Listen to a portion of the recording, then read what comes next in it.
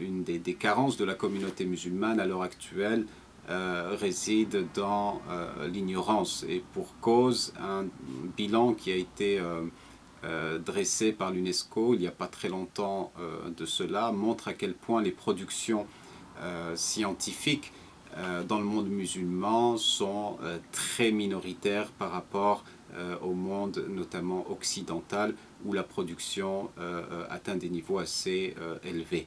Si on veut apporter son neuf aux musulmans, à rénover l'islam, la situation des musulmans, l'améliorer, il faut, à mon sens, aller corriger, réparer le problème, et ces problèmes dans leur fond, c'est-à-dire dans les causes du problème, et au centre de ces causes, cette question de l'éducation. Et le prophète sallallahu alayhi wa sallam, dans un hadith, en parlant de l'éducation, il parle de cadeaux. Le père ne donne pas un cadeau, ne fait pas un cadeau aussi bon à son enfant que l'éducation et la bonne conduite. Et c'est d'ailleurs pour cette raison que le prophète sallallahu alayhi wa sallam résume tout son message en une seule et unique phrase: je n'ai été envoyé que pour parfaire les bonnes conduites. Et comment les parfaire? En éduquant. Allah subhanahu wa ta'ala, parmi les attributs qui sont les siens, l'attribut de Rabb. Et Rabb, en arabe, veut dire éduquer. Et donc, Rabb, Dieu, le terme Rabb, Seigneur, c'est aussi et surtout l'éducateur.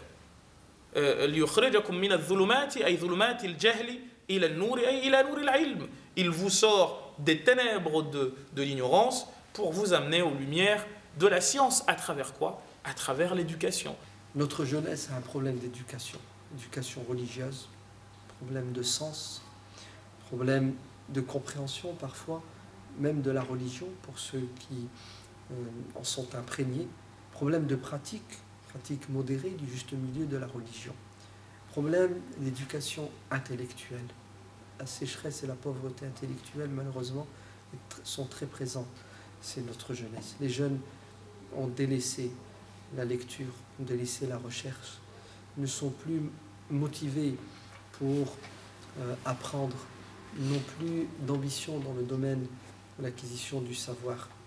Problème d'éducation aussi éthique et morale, des comportements déviants, comportements qui font fuir leurs proches avant de faire fuir les autres.